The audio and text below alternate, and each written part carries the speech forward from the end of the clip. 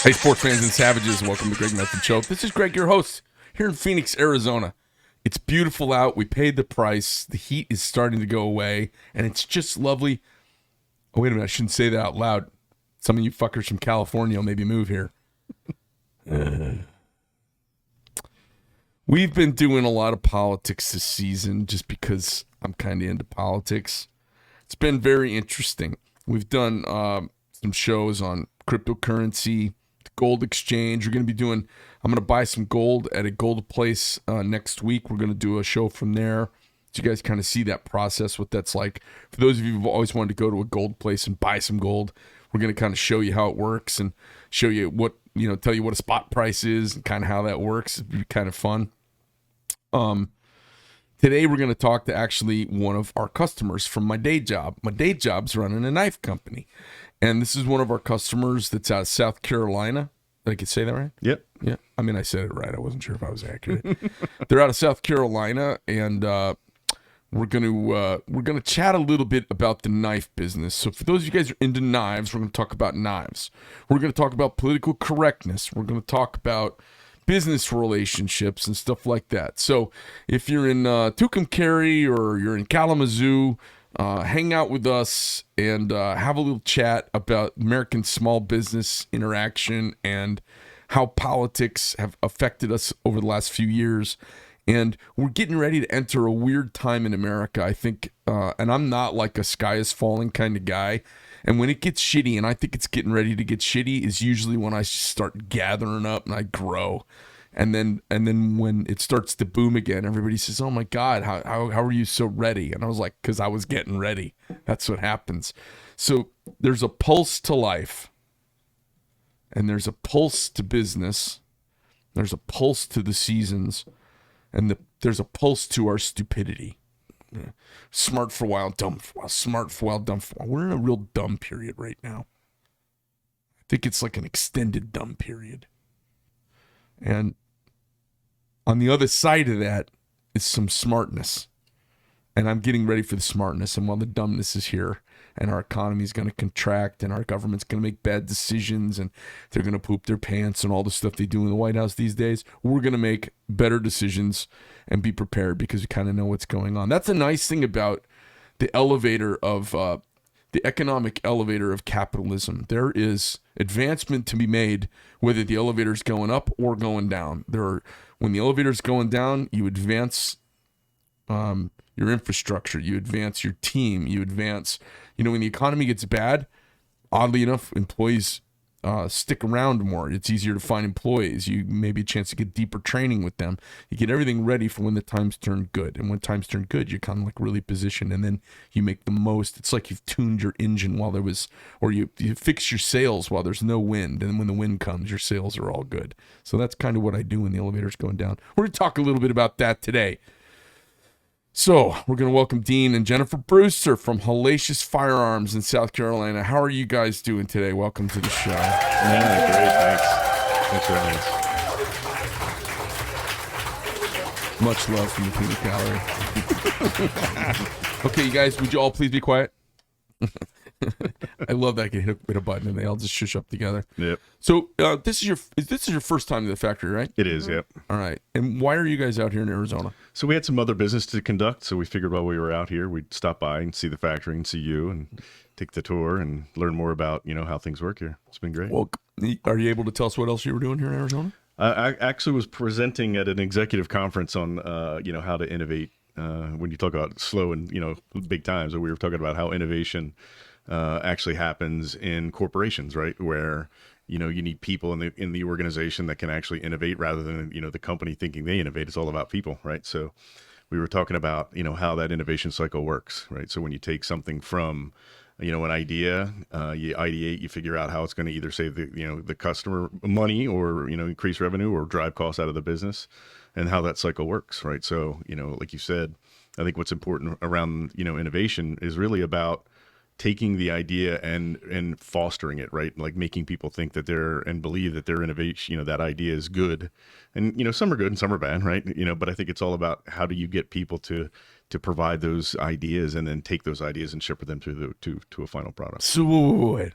You have a gun and knife store in South Carolina. Yep. What's the is this a conference or a business group? Or? It was a conference, yeah. It was essentially a conference for manufacturers that make equipment for large telecom providers. How did they invite a gun store owner? A little bit about my history. I've been an executive in the telecom industry for about 25 years. Okay. So, do you still do that? On the side, I think it's the relationships that I've made over the years. People kind of come to me for, how to transform how to essentially innovate or take an organization and transform it into something that's either productive or, more productive or more efficient. So you've had a real job before, it sounds like. Absolutely. Okay. Yeah. When did you get into the gun and knife gig? About 8 years ago. We actually started out with knives, right? So interesting fact about me is I used to get into the knife forums around, where guys were selling knives that the public would never really see, right? So they started to really come to me to kind of find knives and broker deals for them. And they finally said, you should really get a knife shop going because you have all the connections and you know what you're talking about. So we started the knife store about 8 years ago. It was a little tiny, 600 square foot space. And then we did that for about a year, and that was really successful. So we moved to a bigger location, and then we got into firearms. So we do firearms, we do NFA items, so we do, suppressors and short barreled rifles and all that good stuff. So the gun business has been great because it's, I was telling Jeff, right, I think we can complement the knives that we carry from you and pair them with guns. So a lot of people that come in and buy, because we carry, I would call it your mid to high tier firearms. And then we start to pair those with the knives. So people that come in, cool. We try to give them both ways. And Jennifer, tell me about your role in the in this whole menagerie of things you guys do. So he's more strategy, I'm more logistics. So he has the ideas and I execute on them. And that's similar in a lot of couples. Somebody's coming up with an idea and then somebody swoops in and support. How is it working together? I know it didn't work for Amy and me. So far, so good. Yeah. I mean, I think what's interesting, right, is I think you got to stay in your lane, right? You got to keep, you have to understand what you're good at and focus on that. And then, have trust that the other person has the other half of the ball, right? I think you got to have that balance and stick to your lane. Do either of you ever have to turn to the other person and say, hey, you can't do that. Look what it's going to happen. You can't do that. Almost every day. Okay. Yeah. I mean, I think it's, I have the tendency to say, let's now go down this direction because I think that's where it's going to go. And when you're talking about spending large amounts of money to do that, sometimes you need that balance, right? And, yeah. I think that's where she tempers, kind of what my ideas are to make sure that we're doing it in the smartest way possible. Cool. Do you ever get feedback from her and go, no, okay, we're not going to do that? Does that happen sometimes? Yeah, I think so. I mean, there's when you feel passionate enough about something, right? You no reward without risk, right? So I think it's, sometimes, I say, let's go, we're doing it anyway. And sometimes she says, same thing, no, we're not going to do that anyway.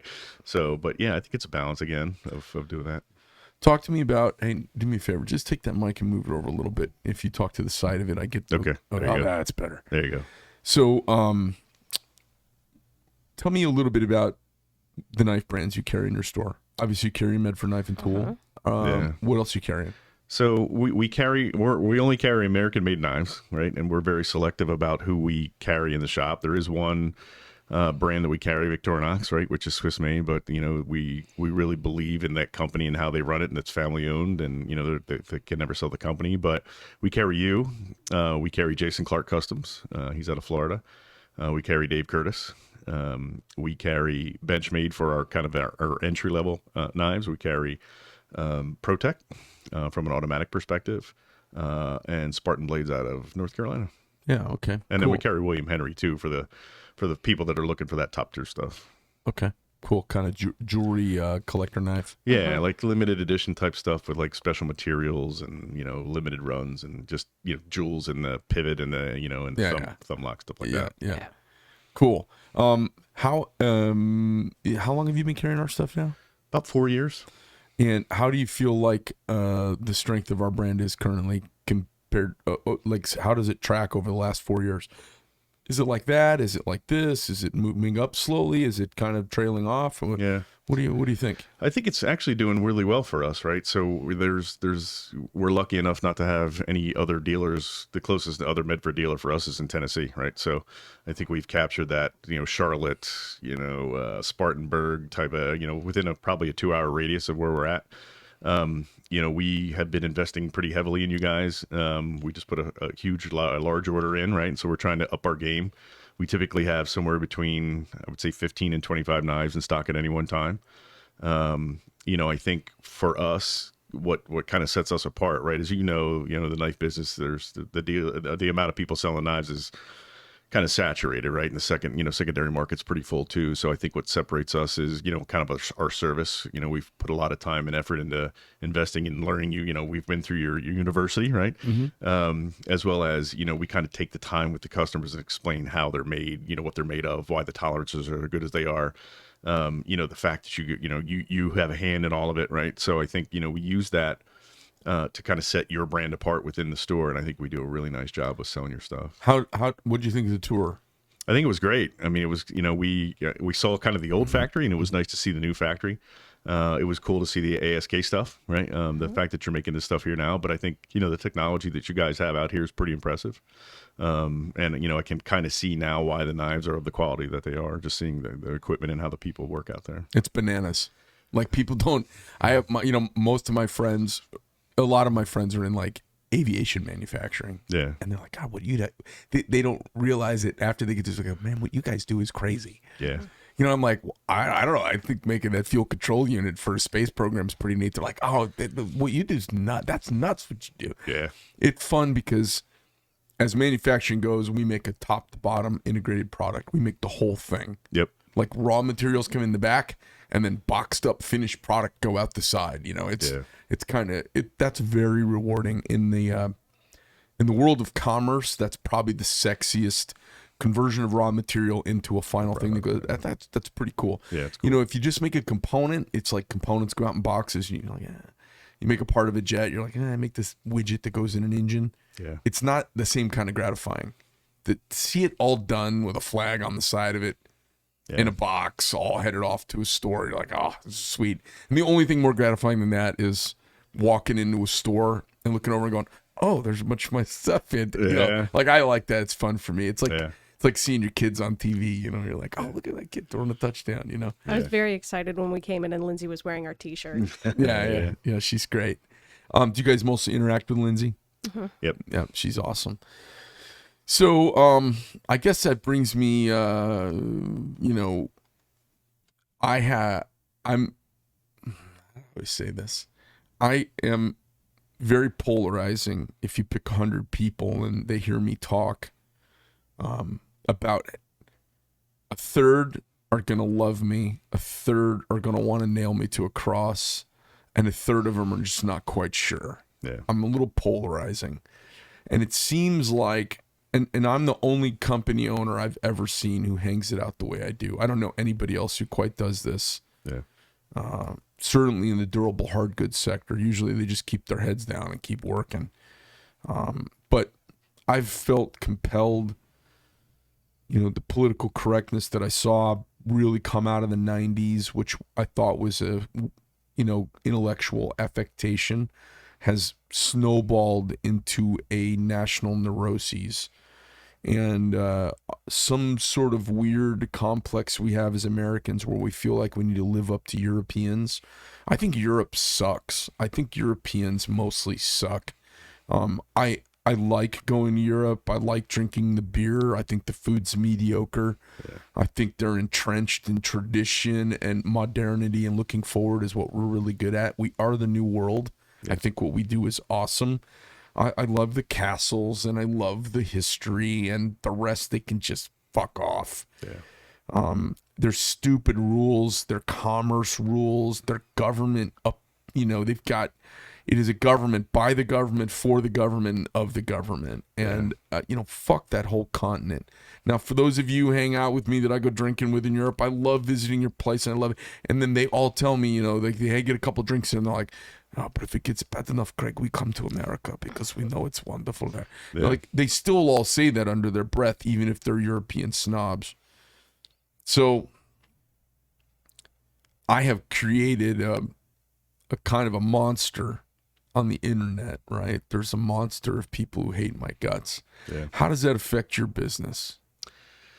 Yeah, I mean, I don't think it does, right? I think the kind of folks that shop with us, they're of the same, I would call it, political mindset, that we all are, right? They enjoy being Americans. They fight for the cause. Second Amendment rights, right? The government's trying to take our rights away, right? But I think the people that come in and shop for our stuff really kind of understand your positioning, right, and where you're coming from, and your political views, and it seems to resonate with them. So yeah, I think it's good for us. It's weird. This stuff's boring. Knives they're kind of boring. I mean, unless you're like a total knife. Most people are not total knife nerds. Yeah. I'm not even a total knife nerd. I just like making stuff. I run into guys they're not in the knife business who know more about knives. They know way more about knives than I do. Yeah. And not actually making them or the processes, but man, they know every little name of every little thing. Yeah.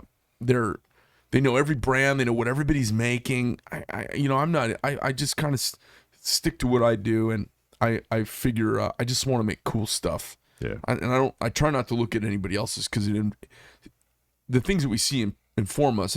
If you're a designer, you don't want to be informed by other people's stuff, Right. or it all starts to look the same. Yeah. Right.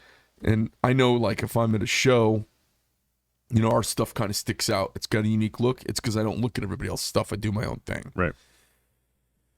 I was just curious. Do you guys kind of hang it out there with your own perspective, or is it because you're in the gun world? Because it used to be Helacious Blades. Right. Now it's Helacious Firearms. Yep. That crowd is typically a more, let's just say, staunchly conservative. They are more constitutionalist. They are more originalist. Yep. Plus, you're not exactly in a liberal hotbed in South Carolina. Right. Do you find that you guys can kind of wear your politics and worldview, or your ethos, your view of the universe on your sleeve, and it's good or bad for business? Yeah. You want to take that one? Well, I mean, it's really good for business, right? We believe that you can believe what you want, right? You're coming into my shop. You either have an idea of what you want or you don't, and we'll help you find what you want. Politics has no place in that discussion. Yeah. Right. I mean, I think you find, guys that come into the store that are looking for firearms or looking for knives.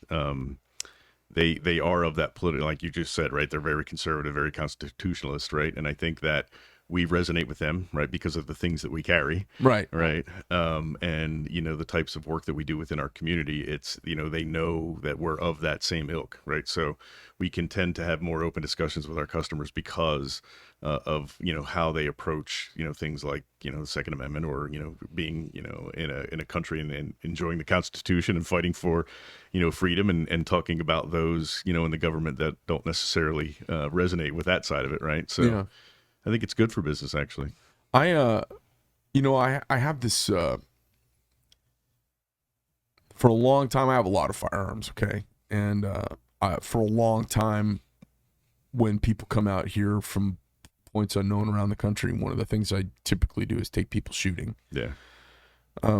Especially when I was a little more social than I am now. I'm a little more, I do a lot of political stuff in the evening time, so I'm not as social as I used to be. Yeah. But when I had a lot of people visiting, one of the things I do is I try to have firearms be kind of a gateway to America. And I know it sounds really weird, but I love getting me like a furry 38-year-old Jewish girl who's super left and just hates the whole idea of the Second Amendment. Yeah. And I love getting her and her frizzy hair out at a little gun range, or with me on a private range, just to shoot a little bit and see the transformation of a person. Yeah. And I know you guys have experienced that, but it's something that it's a too nuanced conversation to have in a 3-minute right. newscast on Fox News or NBC or whatever other pablums being spewed out there. But when you take a little liberal, and liberals see the world from fear, and conservatives, we don't see the world from fear. We see the world from accountability and just kind of a different perspective, right? Yep.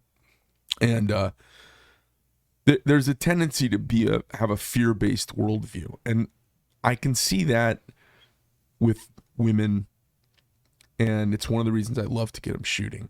Yeah. Because to see them get empowered by shooting, and they're usually afraid of it, and their adrenaline's going, and they're like shaking a little bit. Yeah. And I turn my voice down. I get kind of my soothing voice, and I slow down a little bit. And I'm like, hey, don't be afraid of this. It's not going to do anything that you don't expect it or tell it to do. Yeah. And kind of walk somebody through that. And to see them shoot at a target and all of a sudden start hitting the bullseye almost like it's a video game. Yeah. And you see the success, and then you're like, all right, bend your knees, lean forward a little bit, athletic position, push your arms out. I love seeing the transformation of people. Yeah. And then go talk some politics at lunch afterwards, and it's very interesting to see the transformation in people when they feel a little bit empowered. Yeah. And they say, oh, maybe I'll get a gun when I get home. Was there a shooting range near me? I'm like, my answer is always, there's a shooting range near you. There is a shooting range near everyone. Yep. Yes, there is. Yep. And I talk to him like, hey, what's it feel like when you shoot? Like, oh, it's kind of powerful. I'm like, yes, welcome to masculinity. Yeah. Masculinity is essentially about being powerful in a world of danger and fear. Yep. And I think firearms are they're talismans, and I think people don't get it. And I think we get it, and a lot of times we get it and don't know why. Right. I talk to guys like, oh, I never really thought about it that way, but I think I see where you're coming from. Yeah. My theory is I want to get every liberal I can shooting a gun as quickly as possible, and in a fun and safe environment. Yep. And to have them become familiar, because the familiar is less mysterious. The familiar is harder to judge. Yep. And the familiar, I think firearms are inherently good. I don't think they're bad. Right. Yep. And I find that I have wonderful experiences with people taking up shooting. Yeah. Do you guys have that as part of what you do? Do you have libs come in? I mean, there's not too many libs out in South Carolina, but do you have libs come in kind of like because they've been watching the news and they're a little spooked, or because of the a riot in this city, they said, well, I'm going to get a firearm because the police maybe won't come to where I'm. Or, do you have that happen? Yeah, we actually do. So what's interesting for us is, we're about 10 miles south of Charlotte, right? So the majority of people that come into the shop either are transplants from California or New York, or Massachusetts or DC, those areas where it's, very difficult. And what's interesting is, the men come in and they're buying guns because now they have that ability, right? And their wives come in with them. Right. So it's interesting to see the interaction between the two, right? Because, the males will be like, yes, let's get one. And here's why, right? For the reasons you just said, right? Now that I can, I want to be able to protect my family. I want to be able to go shooting and have fun. And the wives are a little more, I would call it resistant, right? Yeah. But I think, or hesitant. Yeah. Hesitant. There you go. Yeah. Yeah. So I think as the relationship progresses with that customer, to your point, you see the perspective start to change. So we do carry classes at the shop, right? And about a month ago, we had 10 women in the class to get their CWPs, and it was great, right? And they were all afraid, right? And the guy that does our classes is a Vietnam vet. So you could see the women as they were learning, right? What to do, how to do it, the Do laws. you guys have a firing range at your place also? We don't have a range, but we do classes. So we have a large classroom. So you can get them all spooled up and then go to a range Correct. and finish the shooting part. Yep. Okay. Yeah. So it's interesting to see, to your point, women make that transition to, I want to have the ability to protect myself, right? Yeah. And it's been great to see that, especially when you have people that are transplants, because the majority of people in Charlotte aren't from Charlotte. Yeah. Yeah. So it's been great to see it. I have found, I'm willing to talk about abortion. I'm willing to talk about firearms. I'm willing to talk about capital punishment. I'm willing to talk about defunding the police. I'm willing to talk about Black Lives Matter. I'm willing to talk about race. Yeah. And I have found the firearms culture to be transformative. Yeah. And I think it's better therapy than almost you can pay for especially not for all neuroses that are going on with people, but for the neuroses that come out of fear and violence and people who've been victims and maybe survivors of trauma, even in their own personal life, because all of the therapy that goes on around those type of things is all trying to find self-empowerment and safety in someone's soul, in the storm of the soul. There's stormy people who've been violated, and they're just trying to find peace. Yep. And when you find physical safety and in self-empowerment, it's really good therapy. Yeah. I'm not saying it's for everything, Right. and done the wrong way, and it can be done the wrong way, of course, but done gently and done smartly and done intelligently and done safely in a very controlled environment. I find it to be one of the most transformative physical things anybody could do, because there's so much taboo and fear around it for people who are not raised in the. I'm from the hillbilly culture of America. Okay, Yep. I may be a third generation American, but definitely hillbilly culture. We're comfortable with violence, skeptical of authority, don't like anybody bossing us around. We're definitely willing to cut off our nose to spite our face. Definitely willing to stand up for our country, and we're not trusting the folks who spent too much time in college, Yeah. And that hillbilly culture, like those two cultures that's in America, right? Yeah. And you got your collegiate culture and your hillbilly culture, right? I am definitely part of the hillbilly. I kind of traverse both. Yeah. But when people get comfortable with that, who haven't been a part growing up, they've been city people their whole life, and they're just not part of that. Yeah. That kind of rugged individualist kind of hillbilly perspective. Yeah. Thomas Sowell's got some name for it. He might actually call it hillbilly culture. I can't remember if I got it from him or not. When people are not comfortable with that, they judge us from afar. And I'm not saying you guys are part of that, but you probably are. If you're gun store owners in South Carolina, you're part of the hillbilly culture. Yep. They judge us from afar, and they don't understand us. And that would include every single news organization and every group of people on the news. Yeah. They're aliens to me. Yeah. Like, they're aliens to me. I'm like, you care about who made your tie that much? You care about what it looks like so you look the right way? You care about that? How about the content of your character? I'm more concerned about that. Right. Visceral things, you know what I mean? And like, what do you mean you call the police? Who calls the police when someone breaks in their house? I'm like kind of cracking up to it. Just different, looking at the universe from absolutely different perspectives. Yep. I see them melt and their egg cracks when they shoot firearms and get comfortable. Yeah. You look at the news people that, you hear like Sean Hannity, he does MMA, he does jiu-jitsu, he does firearms training. It changes your perspective when you are, because it's the ultimate personal accountability. Yep. Like, no, people say, what makes a town safe? What makes my home safe? Well, the police, the laws, laws don't make anything safe. Right. It's the repercussions, right? I make my family is safe because of me, not because of a bunch of rules. Yep. And the personal accountability that goes around firearms is huge. And I think the cost of having firearms in a free society is worth it. Yeah. Because the upside of empowered, intelligent, responsible, free men and women, the upside of that, like we know there's 400 million firearms in America, right? Yep. Okay. Well, I mean, I know I've got a good chunk of them. Me too. All right. So the other 100 million for everybody else. Right. There's a lot of people that are, they like to paint it as it's a bunch of bubbas with their butt cracks out wearing camouflage. Yeah. And it's really not. It's a bunch of quiet, squinty-eyed, skeptical, well-spoken, red, white, and blue type folks. Yep. And I think it's the backbone of the country. Yeah. I mean, I think, when you, and we watch Hannity too, and he's a really great guy, right? But I think, to the point of, back to the Second Amendment, right? The militia, right?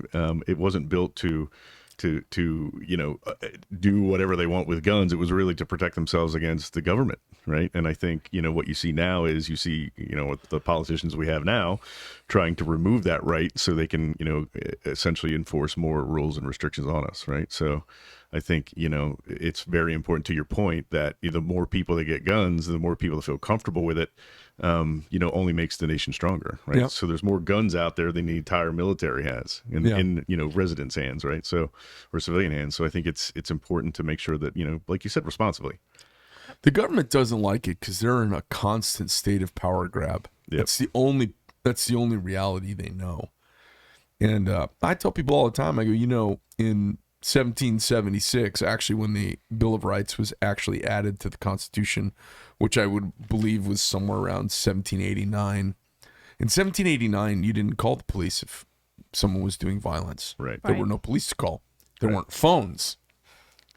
Yep. In 1789, you didn't need a license to go hunt. Almost everybody went and did some hunting or paid someone to do some hunting for them. Yep. The right to keep and bear arms was not about personal protection, and it wasn't about hunting. The reason, and I say that because half the states wouldn't ratify the Constitution. We couldn't get the deal done, right? Because it didn't guarantee everyone the right to keep and bear arms. Yep. It had nothing to do with hunting and personal protection. That was everyone. Everyone was connected to hunting in some way or the other and personal protection. Yep. We didn't have huge cattle farms in those days. Venison stew was still common in every inn. I mean, people were hunting. Yeah. Mm-hmm. Yep. It was really about oppression. It was really about keeping the government scared. Yep. It's absolutely what it's about. Yep. I talk to people all the time. It's not about that. It's not about your right to carry. It's not about any of that. Yes, you have the right. No problem. It is absolutely about the FBI slumping through your front door. Yeah. I've been watching what's been going on with the FBI in the last year, and I'm flabbergasted. Yeah. Because I used to have this respect for this federal law enforcement body. Yeah. Because I knew people who were in it, and I have no respect for it now. I'm so turned off. Yeah. It's interesting, right, to see, if you look, back, 20, 30 years in the government, how, to your point, those kinds of agencies were respected and they were looked at as kind of the gold standard of how things should be handled. And, as we went through, the various political changes, right, to your point, right, I think no one respects many actually facets of the government, right? Yeah. And I think, the addition of, twice as many or double the amount of people in the IRS is sending a very clear message, right? Yeah. Yeah. So, I think it's how do you get the politicians, hopefully in the next election, to start taking care of the actual people rather than, themselves in their pockets. I had a run-in with the ATF here in the last couple of months, and I got to tell you, they conducted themselves really well. We had a hearing, and we didn't get lawyers. Jeff and I just went down and said, hey, here's what happened, and we're sorry. And we didn't lose track of any firearms, but we boffed the paperwork. And because we were doing it all manually. Yeah. And you can get some tribal loss of knowledge doing it manually. Mm-hmm. We're now on a digital thing. I don't know if Jeff maybe had reached out to you guys. Yeah, but, he asked us who we were using. Yeah. Yep. Do you guys use a digital service? We do. Who do you use? Right now we use FFL Boss. We've been using them since we started. And I know you guys are using Fastbook. Yeah. Or Fastbound now. Yeah, that Fastbound. Yeah, so they're reputable as well. So I think, what we did. That's key, though. It is key. So it keeps you from screwing stuff up. It does. And, what we've done, too, is we actually pay a third party now to go back and audit us, right? To go back through every single transaction, make sure that we have things right. Because, Biden's obviously out to turn down as many FFLs as he can. So to your point, I think we, our local FFL guy is amazing. Our ATF guy is amazing, right? He came and helped us, transform our licenses to manufacturers now, and, really, really respectable and nice guy. So I'll tell you, so the ATF guys came and they were great. It was one Marine and one Air Force guy, and one guy was in training, and it was a full day surprise audit. And we're like, oh shit. And we weren't ready. And that won't happen again. But, the directive out right now is for certain kinds of violations, automatic revocation. Yeah. So we just figured we were going to lose our FFL, and we've got a manufacturer's license and make stuff. And so we went down. we basically sat there and I said, hey, listen, I understand this directive is automatic. Before we get going here, are you guys just doing this because you have to do a hearing and you're going to revoke our license? Because if you are, can we just not waste each other's time and everyone just fuck off? Right. And they're like, no, this is an actual hearing. We'd like to hear from you. It's not automatic. It is up to our discretion, but it is automatically for review for revocation. Right. I said, okay, well, here's what happened. And we went through and made the case. I said, thanks for your time. And they thanked us, asked us a bunch of cross-examined questions. And then about 30 days later, we got the review and they said, hey, keep your license and we appreciate your corrective action stuff and carry on. That's cool. And I was like, I had already just said, okay, well, they're going to take our license. Fuck those motherfuckers. Right. Yeah. And then I sat down and I said, and I remember Jeff was sitting there and he's, from the financial background. And so he's definitely not as loose-lipped as I am. And I said, well, I hope we can all be good Americans, do the right thing here. That's what we're kind of counting on you guys to do. Right. So here we go. Yeah. And they did. Yeah. And, Jeff and I were like, are you kidding? Because, I've been online and talked some shit. So it was nice that it's the only interaction I've had with the federal government that actually kind of went pretty well. Yeah. I was like, look at that. Yeah. It doesn't in any way curb my opinion they shouldn't exist or anything like that. Yeah. It's funny when they come here for the thing, say, hey, just, before we get started, I don't believe an organization that was founded during Prohibition should be here talking to me about guns at this point in my life. But I know it's the law, so I'm going to do this so I don't go to jail today. But why don't you seem like a good American. Go get a job with a real company. Yeah, it's interesting. It's interesting because such an asshole. I can't even let go. It's ATF really doesn't have any power to make laws, right? So it's interesting that their recommendations become law, right? And it's interesting because the laws that they're making, they're really coming out of their swim lanes, right? So they were really formed to take care of large arms dealings and things like that, right? Not get involved with braces and triggers and things like that, right? Mission creep. Exactly. So they got out of their swim lane, and unfortunately our government has never really put them back in their swim lane, right? So do you know why? I think it's because they don't understand it. Well, I'll tell you what, I got a theory why. And this drives people insane, but Justice Thomas said it recently. It's one of the reasons the Democrats are coming off the rails and they want to see if they can impeach Justice Thomas. I said, well, you can't impeach a guy who's been sitting on the court for 30 years. Exactly. You guys are out of your minds. Yeah. But he said something, and when he said it, it scared a bunch of people who are government power grabbers. He said, Roe v. Wade created an instance where the Supreme Court for the very first time legislated with no accountability. Yeah.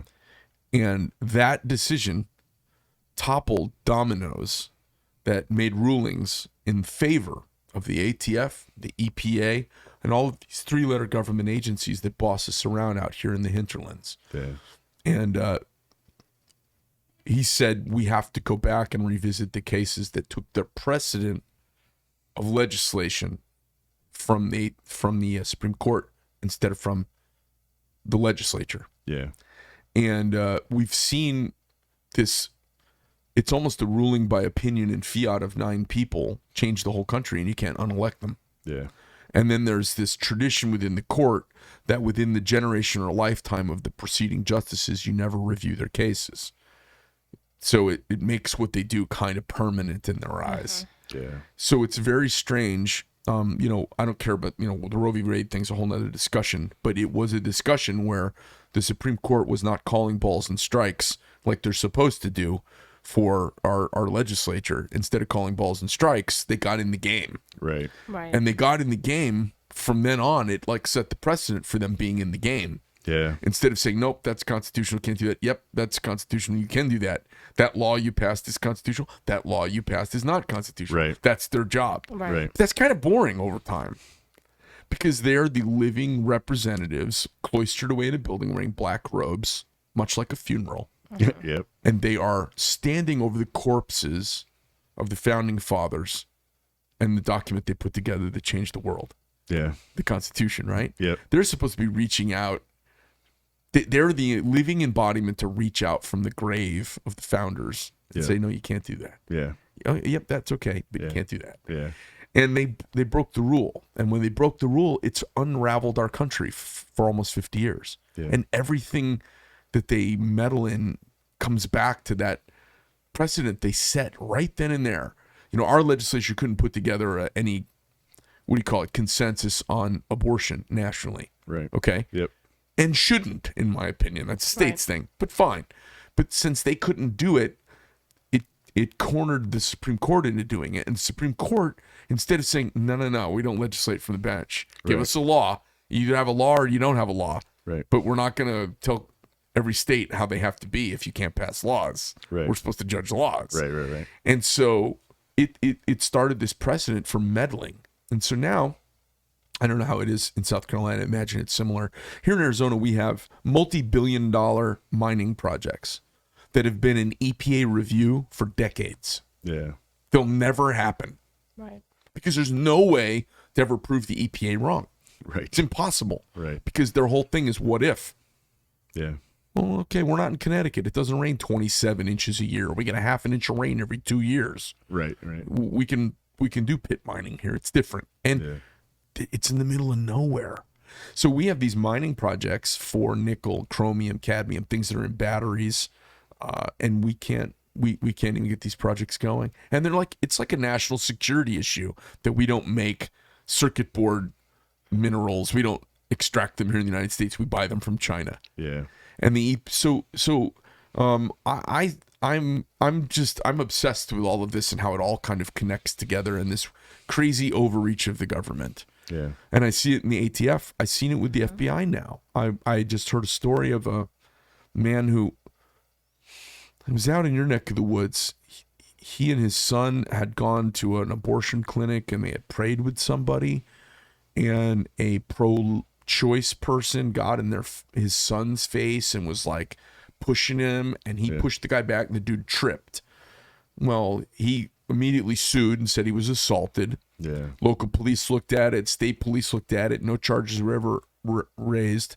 And now the Justice Department and the federal government is involved, and they sent 25 to 30 agents to this guy's house and arrested him. And he and his attorney had volunteered to meet with them over the preceding months. Right.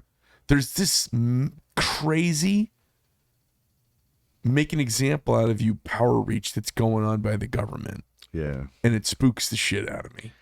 Yeah. I mean, it got a little scary for all the ATA, all the FFLs that do, with the forced reset triggers, right? So, a lot of those were in the wild and sold, and, now the ATF with no... That's the trigger when you pull on it, it fires, and when you release it fires? So that's a binary. binary. Yeah, so the forced reset trigger is it fires, but you have to keep pressure on the trigger, so when the bolt slams home, the trigger resets. So if you keep your finger at the right amount of pressure, it's rapid fire. It'll just keep going. Yeah. So ATF, what's interesting is the guy that made the triggers actually had 4 previous ATF senior leaders review the trigger, and they said, yeah, it's not a machine gun. And so ATF out of the blue says it's a machine gun. They send us all letters saying, if you have them, we're coming to get them. And, we've actually seen where the ATF went on to Gunbroker and found who was selling them on Gunbroker and started seizing the triggers and going to people's houses, right? So definitely an overreach. Yeah, and I think, if you look at the NFA, the way it's written, right, you could say that suppressors aren't even in a firearm, even though they denote them as firearms, because they can't launch a bullet. This stuff drives me bananas, because what happens is we get sucked into having an argument with them that is a nonsensical point. Right. Because my whole thing is, so here's the problem. If you take an AR-15 with one of these triggers in it and you fire it, anybody looking at it goes, oh yeah, that's a machine gun. Right. Yeah. Like, oh yeah. Yeah. And even those of us who are gun guys go, oh man, that's pretty, that's who said that's legal? But I'm such a gangster about it. I'm like, okay, so what? Right. Dumb rule in the first place. Yeah. When's the last time? The machine gun thing's a dumb rule. We should be able to have machine guns. Who cares? Yep. Guess what? We have them now. It's just expensive. Right. Exactly. I mean, the more the better. What are you talking about? Yeah. So, I'm the other one. I'm like, yeah, who cares if it's a machine gun? Where did you get the right to tell me you can't have a machine gun? Just because it's precedent Yeah. I don't just because we've been doing it that way doesn't mean it should be. Yeah, and I mean, if you look at the percentage of crimes that are committed with anything like that, it's you can't even measure it because it doesn't happen. Right. Well, listen, the law exists because gangsters were using Thompson submachine guns to blow each other down in restaurants in public streets in America, right? Yep. But, like, take care of the organized crime. Don't take away the Thompson submachine gun, for God's sake. Right. Yeah. It seems like they always focus on the wrong thing, right? They want to take firearms and equipment from people, law-abiding citizens that go and follow the process. But they don't really focus on, the criminals are going to get the guns anyway. Right. So it's like they focus on that and keep the rights of the people that are trying to, do it correctly. It's bizarre. Well, that's the crux of all things. The crux of all things is that laws don't stop people from breaking and doing immoral things. Right. Well, listen, pleasure having you guys here. Yeah. I hope you had fun, and it's been nice chatting with you and get to know you a little bit more. Yeah. Did you come to Blade Show? Were you at our dinner? I was. Yeah. I thought so. Okay. Yeah. Well, it's fun. I think we're one of the only knife companies we're one of the only companies I even know that kind of tries to build a little social component. Yeah, I think you're right on, right? So I think of the knife, brands that we carry, and even when those that we don't, that we know the folks, Medford, you and the company have been, you guys go out of your way to build that personal relationship with your people that buying your knives to resell, right? So and I think that's, like you said, it's one of the few things that kind of sets you guys apart. And you guys, you were giving a discussion today at a business conference, or you will this weekend, or wherever you're going to do it, talking about how innovation starts with people, not with companies. Yep. And companies revolve around people, not the companies. Correct. So I spend more money than any of the companies you mentioned, except maybe Benchmade, just because of their sheer size. But I guarantee you per capita, I spend more building the relationships and our partnerships. Yeah. And when I did the T-shirt gate, the Chinese made T-shirt at Blade Show this past year, I lost a customer, and then I solidified a bunch of relationships. I had one get a little shaky that was kind of big, and then afterwards they kind of mea culpa'd and said, "Yeah, you're right. You were right." So I know this stuff being edgy the way I am. I'm too old, fat, and ugly to go kick down doors and do anything for my country anymore. But I still think telling the truth and poking everybody with the truth and pissing people off saying the truth, I still think it's worth doing.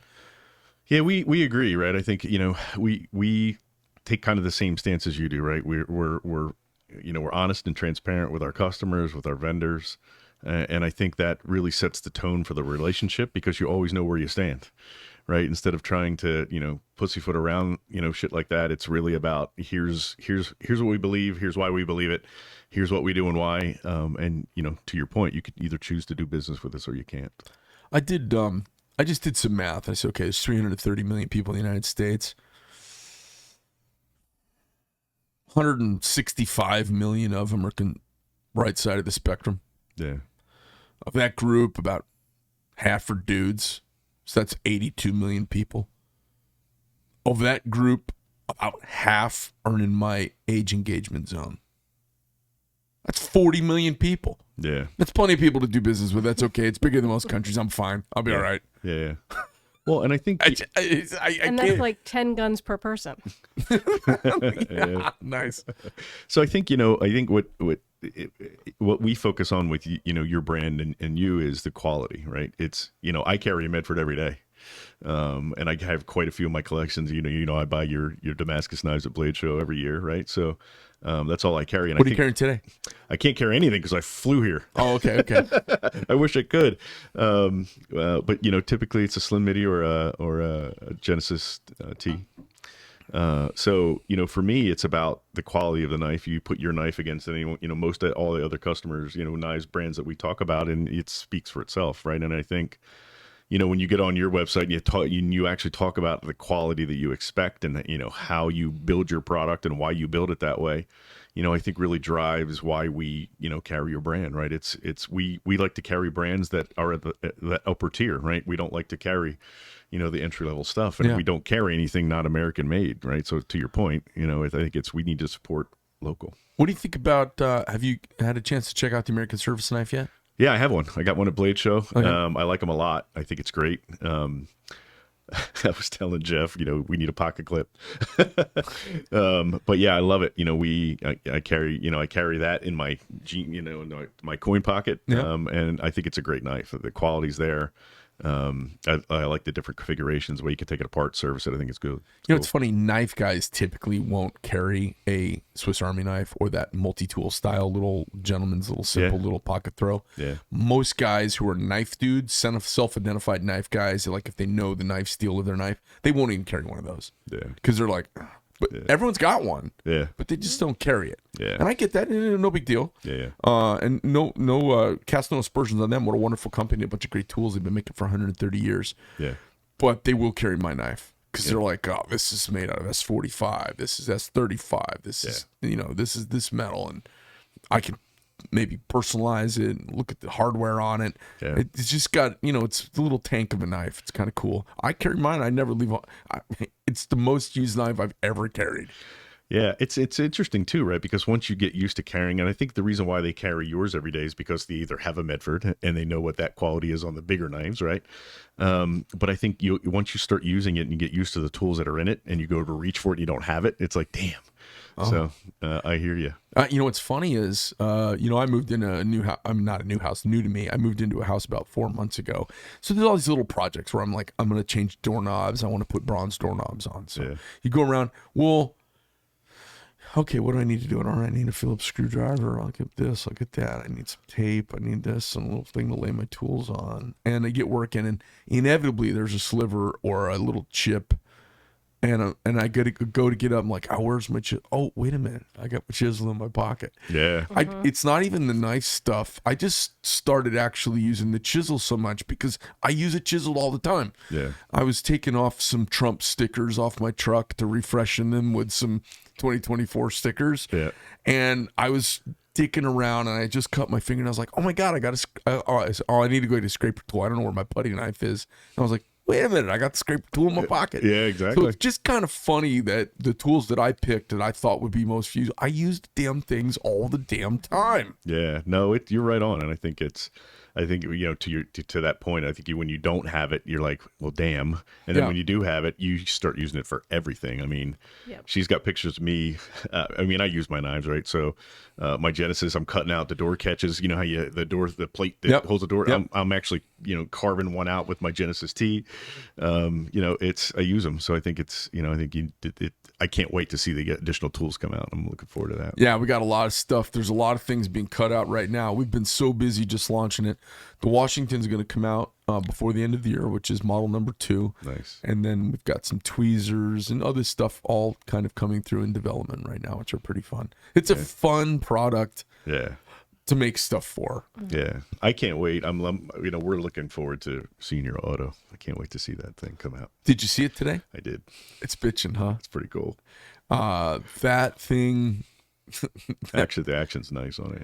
Yeah. That's got so much potential. I'm really excited about that, and it's got new technology, so it's pretty neat. It looks awesome. Well, listen, thanks you guys so much for joining us, folks. You could check out Dean and Jennifer at Helacious Firearms in South Carolina, and they're down in Lake Wiley.